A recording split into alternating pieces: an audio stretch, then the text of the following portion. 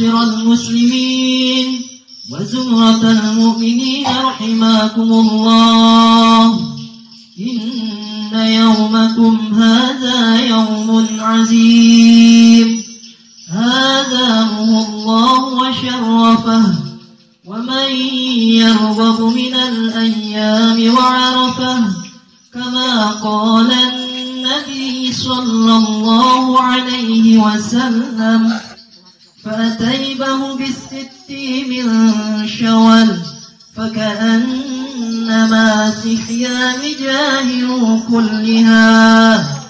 أنشتوا فاسمعوا هبرها من يوم العيد الفطر رحمكم الله. أنشتوا فاسمعوا وأطيعوا هبرها من يوم العيد الفطر رحمكم الله. أنشتوا فاسمعوا هبرها من يوم العيد الفطر رحمكم الله تعالى لعلكم ترحمون. اللهم صل على محمد، اللهم صل على سيدنا محمد، اللهم صل على رسولك سيدنا ومولانا محمد سيد الأولين والآخرين، وسلم رضي الله تبارك وتعالى عن كل سادتنا أصحاب رسول الله أجمعين. اللهم قو الإسلام من المسلمين والمسلمات والمؤمنين والمؤمنات، وانصرهم على المعاندين. رب اختم لنا منك بالخير ويا خير الناصرين برحمتك يا أرحم الراحمين، والحمد لله رب العالمين.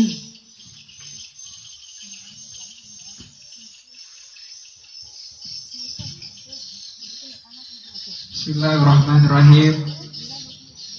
Assalamualaikum warahmatullahi wabarakatuh.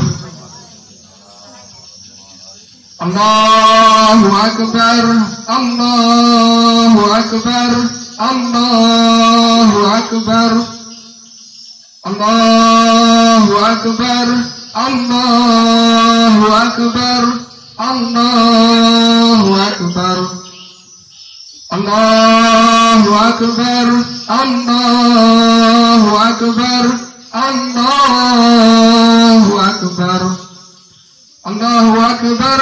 Kullama hamma hilalun wa abdar, Allahu Akbar. Kullama shama shaimun wa aftar, Allahu Akbar. Kullama tarakama sahabun wa amtar, وكلما نبات نبات وأزهر، وكلما أطعم قامع الميترر. الله أكبر، الله أكبر، الله أكبر.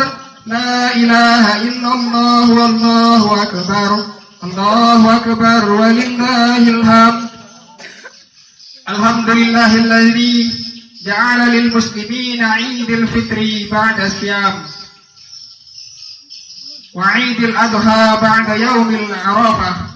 الله أكبر، الله أكبر، الله أكبر. أشهد أن لا إله إلا الله وحده لا شريك له، وأشهد أن محمدا عبده ورسوله لا نبي بعده.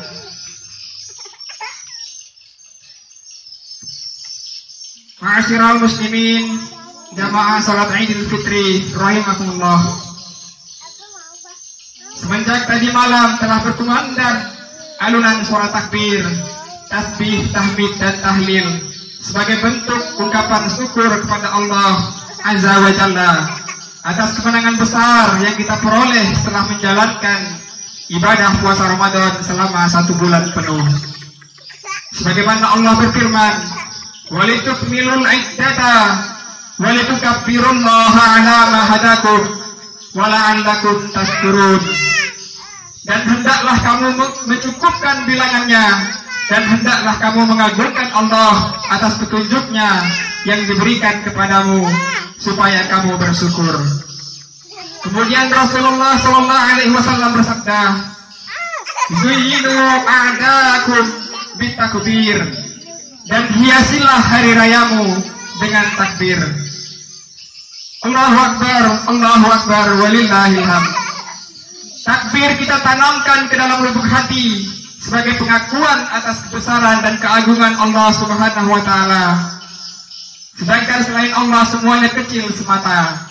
Kalimat tasbih, tahmid kita tujukan hanya untuk mensucikan Allah, Tuhan dan segenap yang berhubungan dengannya. Tidak lupa puji syukur kita tujukan kepada Rahman dan Rahimnya yang tidak pernah pilih kasih kepada seluruh hambanya. Sementara tahlil kita lantunkan untuk memperkokoh keimanan kita bahwa Dialah Allah, Zat yang Maha Esa dan Maha Kuasa. Seluruh alam semesta ini tunduk dan patuh hanya kepada perintahnya. Allahu Akbar, walillahil hamd. Salawat dan salam semoga selalu kita curahkan kepada junjungan kita, baginda Nabi besar, Nabi akhirul zaman, penutup segala nabi dan suri tauladan seluruh umat manusia, yakni baginda Nabi besar Muhammad sallallahu alaihi wasallam, kepada keluarga beliau, para sahabat beliau, dan kepada para pengikut-pengikut beliau yang senantiasa istiqomah menyampaikan ajaran Islam sampai hari kiamat. Jemaah Idul Fitri yang dirahmati Allah, setelah 1 bulan penuh kita menunaikan ibadah puasa, dan atas karunia-Nya pada hari ini kita dapat berhari raya bersama. Maka sudah sepantasnya pada hari yang bahagia ini kita bergembira merayakan sebuah momentum kemenangan dan kebahagiaan berkat limpahan rahmat dan maghfirah-Nya, sebagaimana yang tersurat dalam sebuah hadis qudsi, "Idza shamu syahra ramadana wa kharaju ila 'idikam yaqulullahu ta'ala ya malaikati kullu 'amilin yadlubu ujrahu anni qad ghafartu lahu fayunadi munadun ya ummata Muhammadin irji'u ila manazilikum qad balaltu sayyi'atikum hasanatin fayaqulullahu ta'ala ya ibadi sumtum li wa aftartum li fakunu maghfuran lakum." Apabila mereka berpuasa di bulan Ramadan, kemudian keluar untuk merayakan hari raya kamu sekalian, maka Allah berkata, "Wahai malaikatku, setiap orang yang mengerjakan amal kebajikan dan meminta balasannya, sesungguhnya aku telah mengampuni mereka." Seseorang kemudian berseru, "Wahai umat Muhammad, pulanglah ke tempat tinggal kalian. Seluruh keburukan kalian telah diganti dengan kebaikan." Kemudian Allah pun berkata, "Wahai hambaku, kalian telah berpuasa untukku dan berbuka untukku. Maka bangunlah sebagai orang yang telah mendapatkan ampunan dariku." Allahu Akbar, walillahil hamd. Pada kesempatan khutbah Idul Fitri 1441 Hijriah kali ini, khatib akan menyampaikan sebuah kisah lockdown yang terdapat di dalam Al-Quran. Pada hari raya Idul Fitri kali ini, kita dihadapkan pada situasi dan kondisi yang berbeda, di mana pada Idul Fitri kali ini kita diharuskan merayakannya di rumah-rumah bersama keluarga kita. Kita disuruh untuk melakukan lockdown untuk memutus mata rantai virus COVID-19 atau Corona. Tapi tahukah kita bahwa lockdown tidak hanya terjadi di masa kita sekarang, melainkan sudah terjadi pada masa dahulu kepada para kekasih-kekasih Allah. Istilah lockdown ternyata bukan hal yang baru dalam sejarah peradaban Islam. Sejumlah kisah lockdown oleh Allah Subhanahu wa taala bahkan diabadikan dalam Al-Quran. Beberapa kisah tersebut selain karena faktor kesehatan, juga dikarenakan faktor dakwah hingga penjagaan akidah. Saat ini kita akrab dengan istilah lockdown atau social distancing setelah musibah pandemi corona melanda dunia. Kisah lockdown yang diabadikan dalam Al-Quran kita simak akan memberikan pelajaran berharga untuk meningkatkan kadar keimanan dan ketakwaan kita kepada Allah Subhanahu wa Ta'ala. Kisah-kisah lockdown yang ada dalam Al-Quran setidaknya bisa kita lihat dari kisah Nabi Yunus, dari kisah Nabi Ayub, serta kisah para pemuda Ashabul Kahfi. Ma'asyiral muslimin rahimakumullah. Kisah yang pertama yakni kisah Nabi Ayub. Nabi Ayub adalah seorang yang dikaruniai oleh Allah segala bentuk kebaikan kepadanya. Beliau merupakan sosok yang kaya raya, dermawan, serta bertakwa kepada Allah. Hingga suatu ketika Allah menimpakan musibah secara bertubi-tubi. Harta kekayaannya yang berupa kebun, tanah, binatang ternak, dan rumah perlahan-lahan hilang hingga dia jatuh miskin.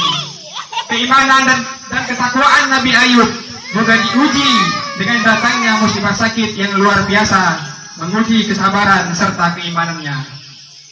Kisah ini diabadikan Allah dalam Al-Quran surah Al-Anbiya ayat 83. A'udzu billahi minasyaitonir rajim. Bismillahirrahmanirrahim.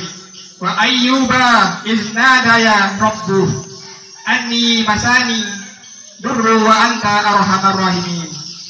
Dan ingatlah kisah Ayub ketika dia menyeru Tuhannya, sesungguhnya aku telah ditimpa penyakit dan engkau adalah Tuhan yang maha penyayang di antara semua penyayang. Menurut Ibnu Jarir dan Ibnu Abu Hatim, dalam kisah yang dituturkan oleh Anas bin Malik mengatakan bahwa Nabi Muhammad SAW bersabda, Nabi Ayub mendapatkan ujian selama 18 tahun. Semua orang baik yang dekat menjauh darinya, kecuali 2 orang saudaranya yang sangat istimewa baginya. Mereka selalu datang untuk membesuk. Kemudian salah satunya berkata kepada yang lain, Allah mengetahui bahwa Ayub telah melakukan dosa yang tidak pernah dilakukan oleh siapapun di dunia. Lalu dosa apakah itu? Tanya temannya yang lain. Lalu ia menjawab, sudah 18 tahun Allah tidak memberikan rahmat kepadanya. Lalu ketika keduanya datang ke tempat Nabi Ayub di waktu petang, orang itu tidak sadar untuk mengutarakan pertanyaannya tentang dosa yang dilakukan Nabi Ayub. Lalu Nabi Ayub berkata, aku tidak mengerti apa yang kalian katakan.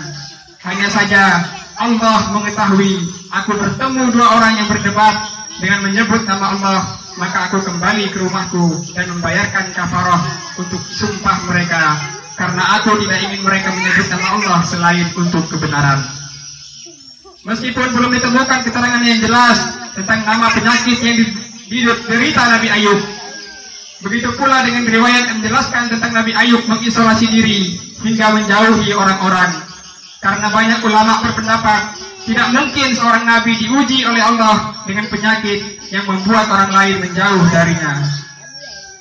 Namun yang pasti, kisah Nabi Ayub terdapat dalam Al-Quran sebagaimana tercantum dalam surah Al-Anbiya ayat 83, yang di dalamnya terdapat kata ad-durru yang secara leksikal bermakna kesusahan. Ada yang mengatakan penyakit qatadah atau musibah, terputusnya wahyu hingga takut jangan-jangan Allah telah berpaling darinya, atau terlalu lemah hingga tidak mampu untuk berdiri dalam beribadah. Keberadaan kisah Nabi Ayub dalam Al-Quran jelas memiliki maksud dan tujuan yang mulia.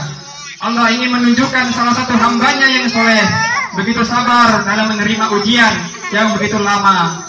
Bahkan lamanya ujian tidak membuat Nabi Ayub berhenti beribadah serta berdoa. Dalam doanya yang terus diulang-ulang itu, Nabi Ayub masih meyakini bahwa Allah adalah Sang Maha Pengasih. Allah ingin manusia menjadi hamba yang tidak menyerah dalam berdoa kepadanya, sebagaimana yang dilakukan oleh Nabi Ayub. Karena doa adalah inti dari ibadah, dan bagi seorang yang beriman, berdoa adalah bentuk penghambaan tertinggi seorang makhluk di hadapan Rabb-Nya. Jamaah Idul Fitri yang berbahagia. Kisah kedua bisa kita lihat kepada Nabi Yunus alaihissalam. Berbeda dengan kisah Nabi Ayub yang diuji dengan penyakit, Nabi Yunus diuji dengan kaumnya yang sulit untuk diajak kepada kebenaran, hingga dia pun menjauh dan melakukan social distancing dari kaumnya. Dia pergi keluar dari negeri di mana kaumnya berada dengan menaiki sebuah bahtera, sampai akhirnya bahtera kapal yang dinaikinya hampir tenggelam.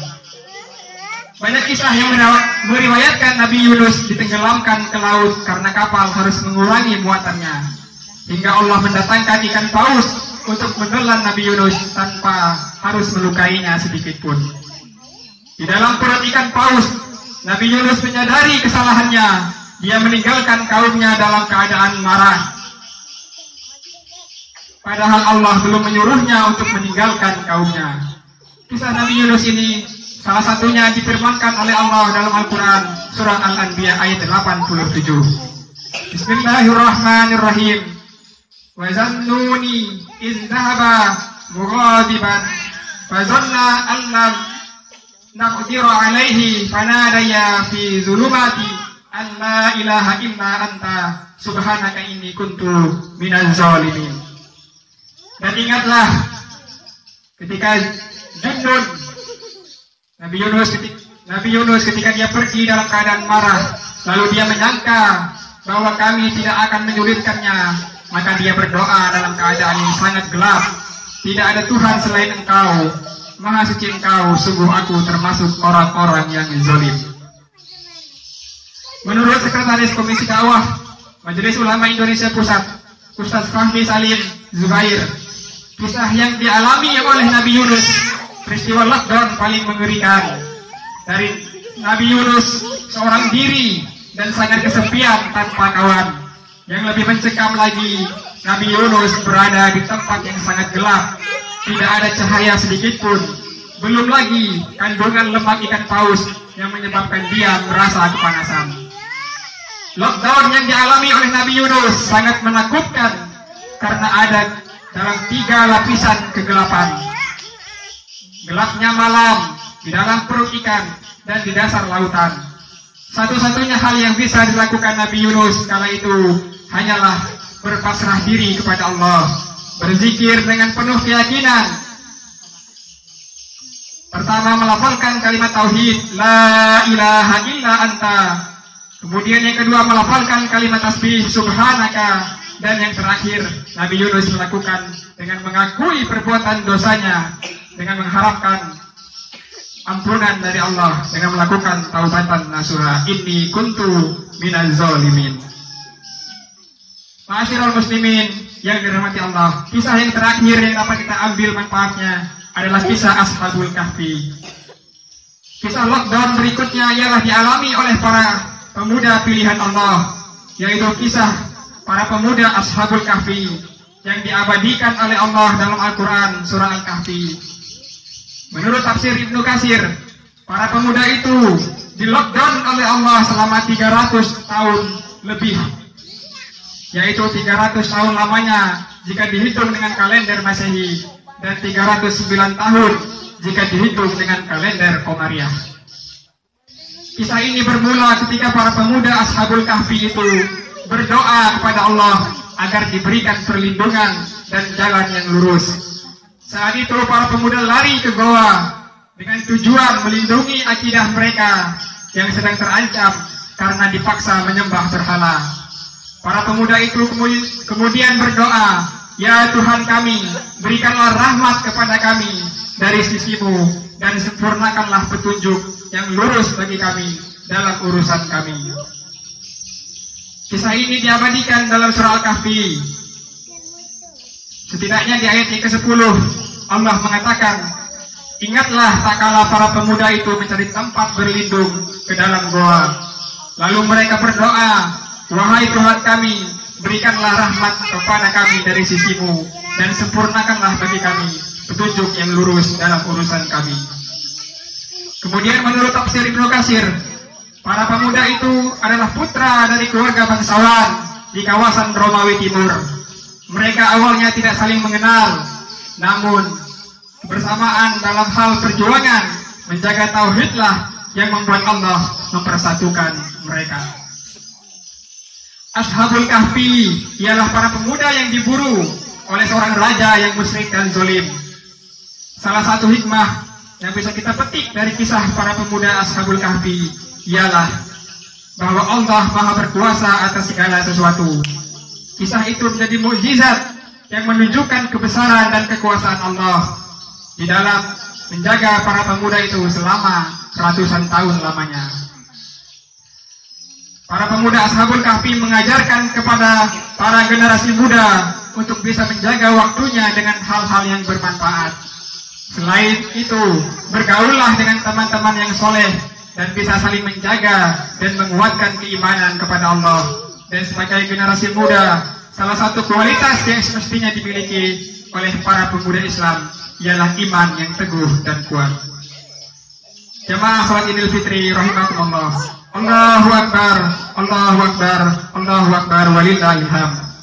Demikianlah 3 kisah lockdown yang bisa kita ambil manfaatnya. Oleh sebab itu, marilah kita bersama-sama memikul tanggung jawab untuk merealisasikan ketiga pesan ini ke dalam bingkai kehidupan nyata. Marilah kita bersama-sama mengendalikan hawa nafsu kita, bersama-sama membantu pemerintah dalam rangka memutus mata rantai corona, dan supaya kita tidak terpancing pada hal-hal yang terlarang dan merugikan orang lain. Mari kita jalin hubungan silaturahmi dengan bekerja sama sesama muslim tanpa membeda-bedakan status sosial, serta menyandang semangat jihad untuk membangun sebuah sistem sosial yang bermartabat, berkeadilan, dan sejahtera. A'udzubillahi minasyaitonirrajim. Wa amma man khafa maqama rabbih wa naha. Barakallahu li wa lakum fil Qur'anil azim. Wa nafa'ani wa iyyakum bima fihi minal ayati wa dzikril hakim. Wa taqabbal minni wa minkum tilawatahu innahu huwal ghafurur rahim. Allahumma shalli ala Muhammad. Allahumma shalli ala sayyidina Muhammad. Allahumma shalli ala rasulika sayyidina wa maulana Muhammad.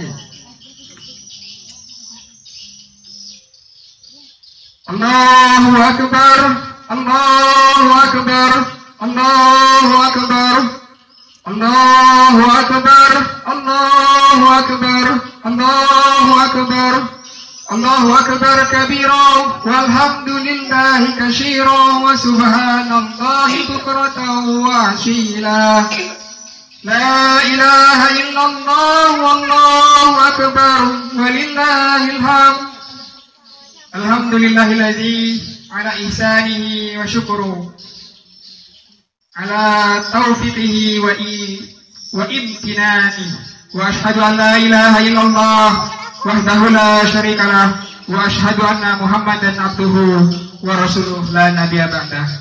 Kaum muslimin jamaah Idul Fitri yang dirahmati Allah, mari pada khutbah yang kedua ini kita semuanya menundukkan hati kita dan pandangan kita di hadapan Allah Subhanahu wa taala. Kita bermunajat memohonkan ampun kepada Allah atas segala dosa yang telah kita lakukan selama ini. Semoga dengan bentuk kehusuan kita di hari yang fitri ini, Allah mengembalikan kita dalam keadaan yang suci, menjadikan kita hamba-hamba yang senantiasa beriman dan bertakwa kepadanya. Allahumma ighfir lil muslimina wal muslimat wal mu'minina wal mu'minat al ahya'i minhum wal amwat innaka sami'u qaribun mujibud da'wat. Allahumma rabbana taqabbal minna innaka antas samiul alim wa tub alaina innaka antat tawwabur rahim. Allahumma ya Allah, Tuhan yang Maha Pengasih lagi Maha Penyayang, kami sadar bahwa diri kami adalah hamba yang senantiasa penuh dengan kesalahan, hamba yang senantiasa penuh dengan keingkaran, hamba yang senantiasa penuh dengan kemunafikan.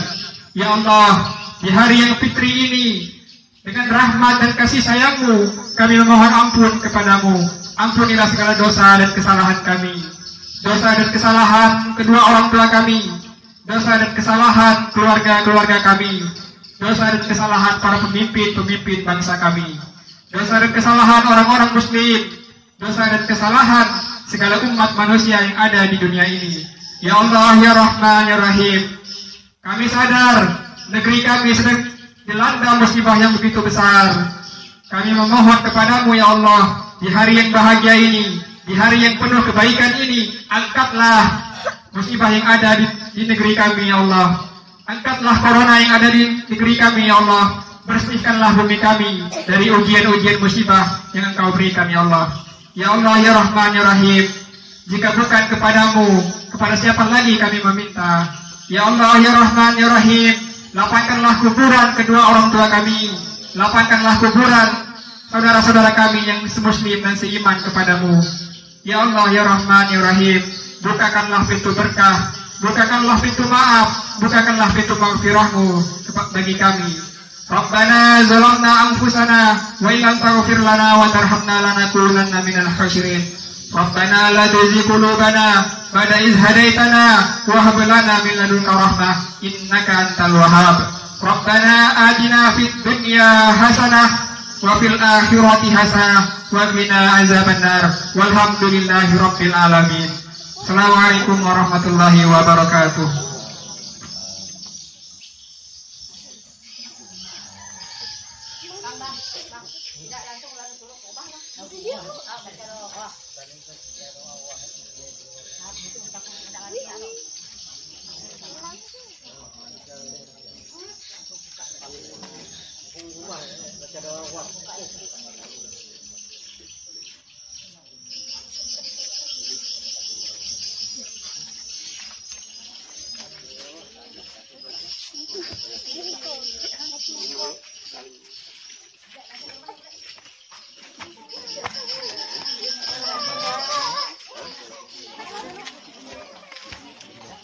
Bilal.